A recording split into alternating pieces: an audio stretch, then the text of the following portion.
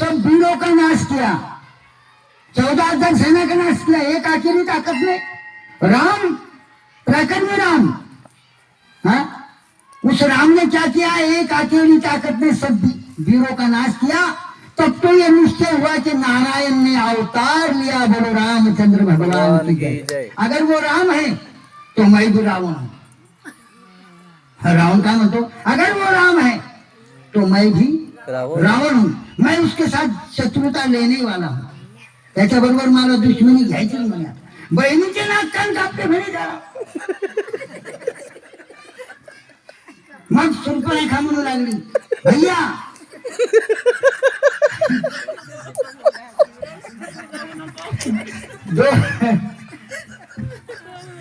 कौतुक बाबाला हसू नको मोबाईल मध्ये आपण हसू राहिलो तर हसू राहिलो, बाबा बी हसते, चांगला राहत नाही, थोडा हसला म्हणजे मोकळं होता माणूस।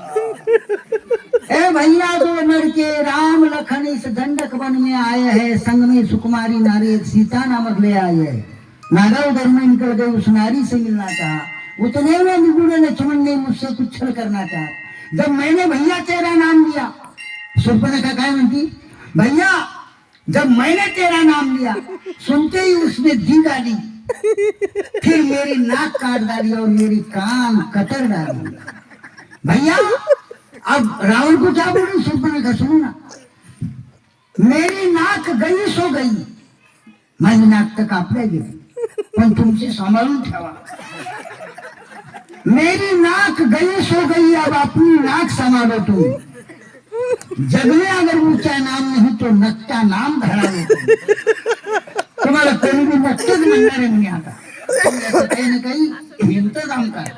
मग रावणाने सांगितलं, बहीण काही काळजी करू नको, वैद्याला सांगितलं, सुखन वैद्याला, तर माझ्या बहिणीच्या नाक कानाचा इलाज करा लवकर आणि मी बदला घेतो। मग त्यांनी काय केलं, विचार केला, आणि मारीच त्याचा मामा होता, त्या मारीचला जिवंत सोडलं होतं रामाने, रामाला माहिती होत सगळं। मारीच कडे गेला, आता मारीच काय मग तिथं मारीच मध्ये आता ते लोक मदिरा पिऊन मस्त राहायचे, दारू, आपण जे दारू म्हणतो ती मदिरा होती।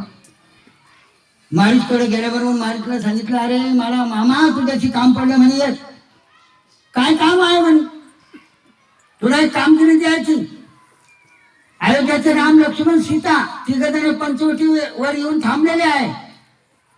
बहीण सुर्पणखा फिरायला गेली होती, त्या लक्ष्मणाने बहिणीचे नाक कान कापले म्हणे, जाय म्हणे आपल्याला बदला घ्यायचा, तू एक काम कर म्हणे, काय करू महाराज म्हणे, सोन्याचं हरण बन, सोन्याचं हरण बन आणि त्या पंचवटीवर जाय।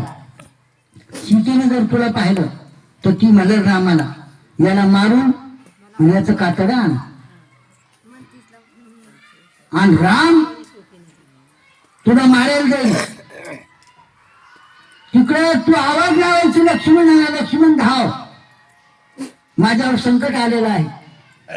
लक्ष्मण पण तिकडे येईल, सीता एकटीच राहील, आणि मग मी तिथं जाईल साधू बनून, आणि सीतेला घेऊन लंकेत येईल, इतकी कामगिरी कर। आता मारीकने सांगितलं, महाराज रामाचं नाव काढू नका, राम मला माहिती आहे म्हणे। ज्या वेळेस राम आला होता म्हणे, रामापुढे मी गेलो, वह विश्वामित्र यज्ञ वाला सारा नजारा आंख में है, जिसने 100 योजन पर फेंका वह तीर करारा आंख में है, वह नाम कान में आती ही झूली सी चढ़ती जाती है, ये जख्म पुराने वर्षों की आज उखड़ते जाती है। महाराज पहिलेच मला एकच बाणावर बसलं म्हणे, रामाना 100 योजन इथं टाकलं म्हणे लंकेत, आता मी काही रामापुढे जात नाही रे बाबा। मग रावणाला सांगितलं जात नाही, काढू का म्हणे तलवार, एकदा तलवार काढली ज्ञानेतून कधी रक्त त्याला मध्ये जात नाही म्हणे, महाराज थांबा म्हणे, जातो म्हणे।